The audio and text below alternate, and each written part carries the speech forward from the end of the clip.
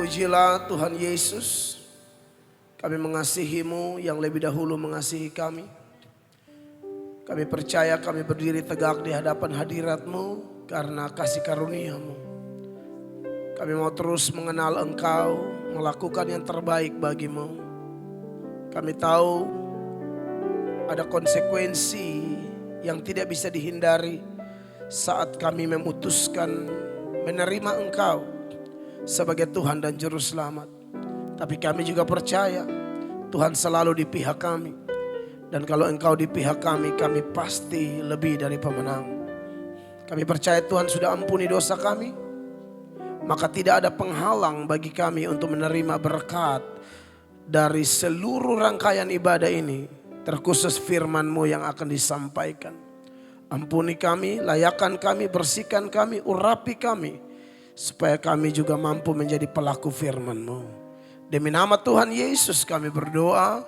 Dan semua yang siap menerima firman Tuhan Yesus, satu hati kita berkata, amin. Beri tepuk tangan yang meriah bagi Tuhan. Silakan duduk Bapak Ibu terkasih. Shalom. Puji Tuhan, ada kesempatan lagi bagi saya untuk kali kedua. Saya ada di lingkungan atau wilayah pelayanan gereja BES di Surabaya ini. Dan di tempat ini adalah yang kedua kali. Saya pendeta Mel Atok dari Kota Kupang. Saya menggembalakan satu gereja di NTT yaitu Jemaat Amazing Grace Kupang yang dikenal dengan bengkelnya orang-orang berdosa. Saudara-saudara diberkati oleh Tuhan Yesus, pembacaan firman Allah pada saat ini terambil dari Yohanes pasal 15 ayat 18 sampai ayatnya yang ke-20. Ada 3 ayat Yohanes pasal 15 ayat 18 sampai ayatnya yang ke-20. Mari kita baca sama-sama ayat ini. 3 ayat ini bersama-sama 2-3. Jikalau dunia membenci kamu, ingatlah bahwa ia telah lebih dahulu membenci aku daripada kamu. 19. Sekiranya kamu dari dunia, tentulah dunia mengasihi kamu sebagai miliknya. Tetapi karena kamu bukan dari dunia, melainkan aku telah memilih kamu dari dunia, sebab itulah dunia membenci kamu. 21-23. Ingatlah apa yang telah kukatakan kepadamu. Seorang hamba tidaklah lebih tinggi daripada tuannya. Jikalau mereka telah menganiaya aku, mereka juga akan menganiaya kamu. Jikalau mereka telah menuruti firman-Ku, mereka juga akan menuruti perkataanmu. Bapak Ibu jemaat yang dikasihi oleh Tuhan Yesus Kristus, ketika saya ditanyai oleh Pak Christian ya dari gereja BES, tema apa yang akan dibahas? Saya mengatakan bahwa tema yang saya akan bahas di BES adalah pikul salib. Karena berkaitan dengan kalender gereja, maka seluruh gereja di seluruh dunia sedang ada dalam minggu-minggu memperingati kesengsaraan Tuhan Yesus atau minggu-minggu prapaskah. Dan hampir semua pembicara kalau mau mengikuti kalender gereja tersebut di gereja manapun, denominasi manapun, sinode manapun sedang menyoroti topik-topik seputaran penderitaan Kristus. Dan tujuan dari penjelasan seputaran penderitaan Kristus supaya orang percaya pun bisa menarik ke dalam diri atau kehidupan pribadi lepas pribadi bagaimana konsekuensi menjadi pengikut Kristus. Saudara-saudara, kalau kita bicara tentang pikul salib ya, pikul salib itu definisinya adalah menderita karena taat atau cinta kepada Yesus. Itu pikul salib. Menderita karena taat atau cinta kepada Yesus. Tidak semua penderitaan itu adalah kategori pikul salib. Ada penderitaan yang sebenarnya bukan pikul salib. Semua penderitaan yang kita alami bukan karena taat kepada Yesus, bukan karena cinta kepada Yesus, maka tidak cocok disebut salib. Jadi bukan seada-adanya penderitaan, tidak saudara-saudara. Papa saya meninggal itu Beliau tumor batang paru-paru karena memang terikat rokok bertahun-tahun. Dari belasan tahun sampai 70 tahun tidak melepas rokok.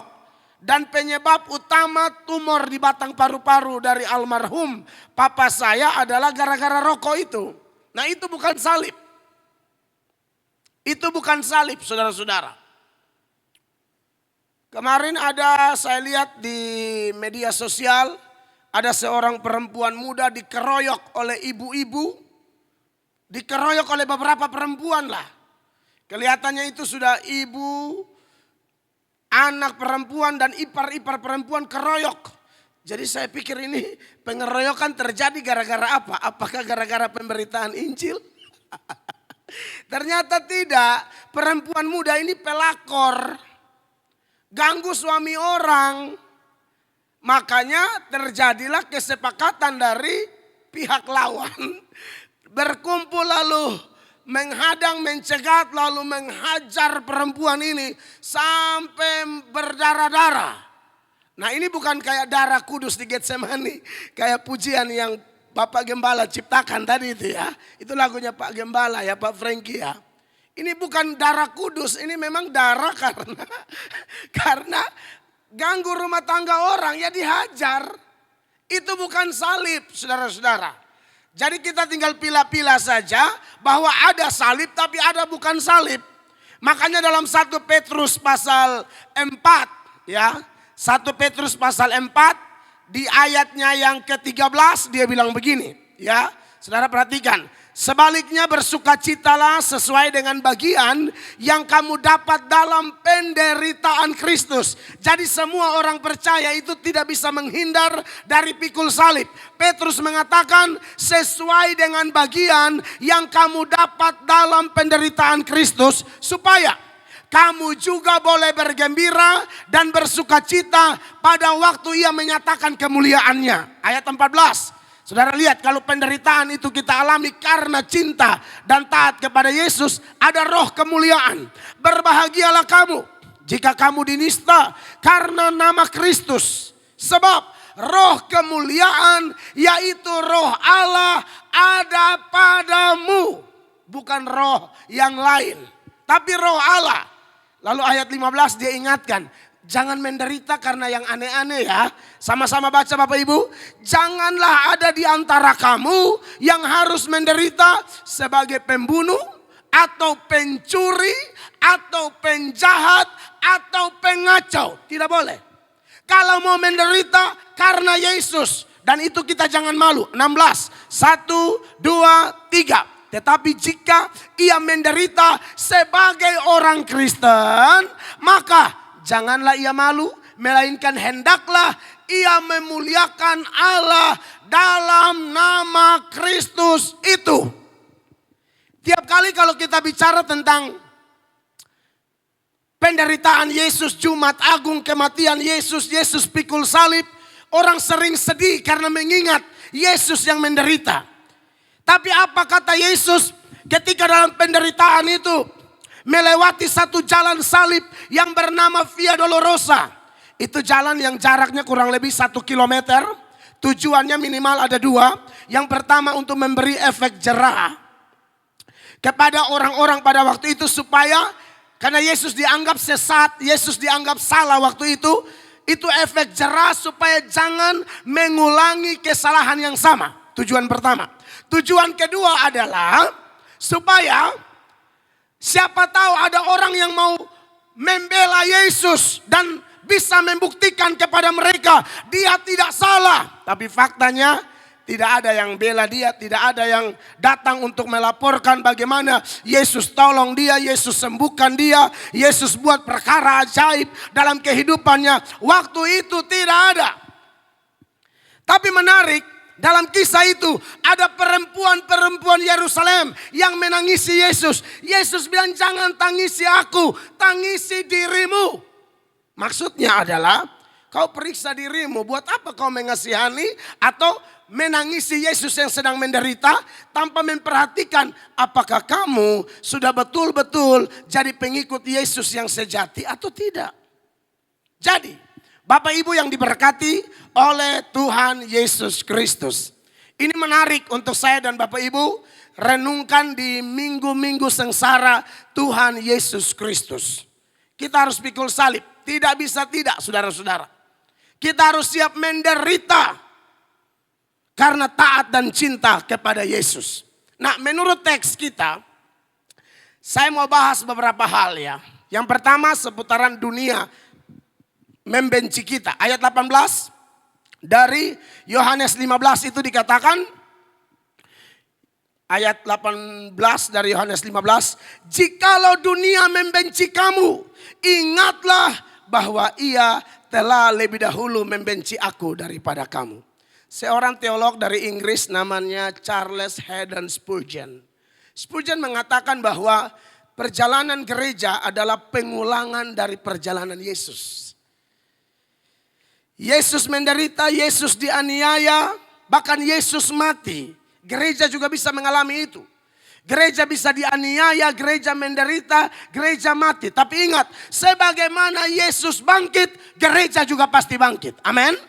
Sebagaimana Yesus naik ke sorga, gereja juga akan diangkat ke sorga. Jadi ternyata siklus perjalanan hidup Yesus itu juga yang dialami oleh gereja. Dan menurut teks kita, Yesus mengingatkan, jikalau dunia membenci kamu, ingatlah dunia lebih dahulu membenci aku. Mari kita soroti kata dunia. Apa itu dunia? Dunia itu dari kata Yunani kosmos ya. Ternyata kata ini kalau saudara periksa dalam Injil Yohanes atau Injil Sinoptik, itu ternyata dunia itu dari kata kosmos memberi arti yang beda-beda. Ada dunia dalam artian tata cipta. Artinya dunia atau planet di mana kita tinggal ini. Jika 2-3 orang sepakat di dunia ini. Nah, dunia di situ bicara tentang planet yang kita tumpangi ini. Tapi ada dunia yang berarti manusia. Contoh Yohanes 3 ayat 16. Karena begitu besar kasih Allah akan dunia ini. Itu bicara tentang orang-orang dari berbagai latar belakang, budaya, bahasa, suku, etnis, dan lain sebagainya. Tapi ada dunia yang Yesus sebut dalam Yohanes 15 ayat 18. Dunia yang ini dia akan benci Yesus dan benci pengikut-pengikutnya. Nah, dunia di sini kata Yunaninya sama tapi artinya berbeda. Artinya apa? Dunia yang benci gereja itu dunia model apa? Dunia di situ adalah suatu sistem yang dikuasai oleh si jahat sehingga siapapun yang terikat atau dikuasai oleh sistem ini, dia akan membenci Tuhan, membenci firman Tuhan, dan membenci pengikut-pengikut Tuhan. Dan ingat, sistem ini bisa menguasai siapapun, termasuk mereka yang melayani Tuhan, termasuk mereka yang ada di gereja. Saya contohkan saja. Siapa? Yudas Iskariot. Itu orang pelayanan saudara-saudara. Matius pasal 5, Matius pasal 10, ayat 5, ayat 6. Tuhan Yesus utus mereka, lengkapi mereka untuk beritakan Injil, sembuhkan orang sakit, bangkitkan orang mati. Yudas ada di dalam. Tapi siapa Yudas ini saudara-saudara? Apakah dia dikuasai oleh sistem yang dikendalikan oleh Roh Kudus atau sistem yang dikuasai oleh setan? Ternyata sekalipun dia pelayanan, dia bukan dikuasai dan dipimpin roh, dia dipimpin setan. Dasarnya terlalu banyak. Saya tunjukkan.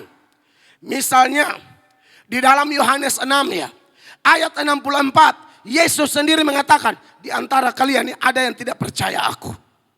Anda bayangkan orang pelayanan tapi tidak percaya Yesus.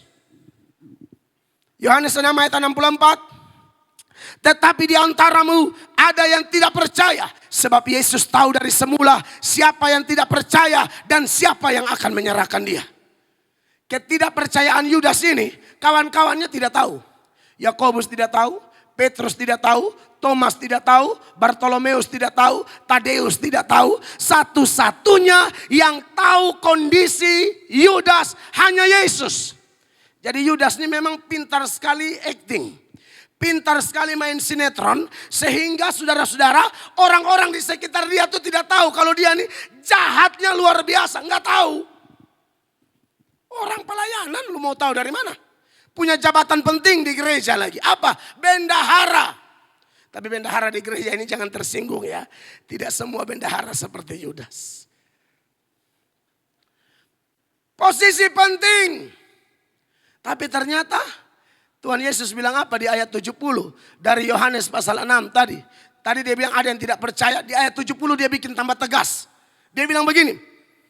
Jawab Yesus kepada mereka, bukankah aku sendiri yang telah memilih kamu yang 12 ini? Dengar, namun seorang di antaramu adalah iblis. Nanti di kemudian hari Yohanes tambahkan siapa yang dimaksud?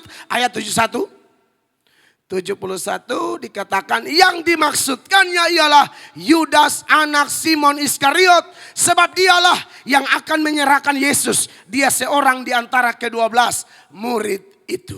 Bapak Ibu terkasih, Yudas ada dalam pelayanan, tapi ternyata bukan dikuasai Roh Kudus. Makanya saya bilang, sistem yang dikuasai oleh setan yang bernama duniawi itu tidak hanya orang-orang di luar gereja, orang dalam pelayanan pun bisa. Betapa kita harus waspada saudara-saudara. Amin. Karena kita tidak bicara, kita hanya menangisi darah Yesus tercurah. Lihat dirimu, apakah sudah betul-betul cinta Tuhan atau tidak. Hari semakin dekat, Tuhan sudah mau kembali. Bahkan saudara, saking parahnya Yudas dikuasai setan, baru ambil perjamuan, langsung kerasukan iblis. Orang tuh kalau ambil perjamuan tambah kuat, tambah semangat, ya rohnya bernyala-nyala, gairah kudusnya semakin muncul, semakin dahsyat melayani Tuhan, menjangkau jiwa. Yudas dikuasai setan saat ambil roti perjamuan. Tolong Yohanes 13 ayat 27. Kalau tidak salah ya. Oh iya. Dan sesudah Yudas menerima roti itu, Bapak Ibu perhatikan, ia kerasukan iblis. Orang kalau kerasukan iblis itu kebanyakan yang kita tahu teriak-teriak, guling-guling, banting-banting. Ini kerasukan iblis tapi tetap pelayanan. Saudara dengar ini. Tidak semua, ini sudah levelnya kelas berat. Kalau yang kelas-kelas ringan tuh yang sedikit kerasukan teriak-teriak. Ya orang di NTT bilang banting diri. Tapi kalau yang ini tidak. Kerasukan tapi masih bisa cium Yesus. Tapi ujung-ujung jual Yesus. Kerasukan tapi masih bisa bilang shalom, God bless you. Ketemu orang GBU, orang balas GBI. Haleluya. Saudara-saudara, ini bukan main-main. Ini sistem yang dikuasai oleh si jahat. Dan dari semua data ini hanya mau kasih ingat kita bahwa memang setan itu, tempat ternyaman bagi setan itu bukan rumah angker. Ulang ya. Tempat ternyaman bagi setan bukan rumah angker, bukan kuburan, bukan pohon-pohon besar. Setan suka bikin kita gagal fokus dari film-film di televisi swasta atau di bioskop-bioskop yang judulnya waduh ngeri. Setan di jembatan, setan di pohon, setan di sini, omong kosong. Setan itu cari manusia, Bapak Ibu. Dari mana kita tahu? Apa dasarnya?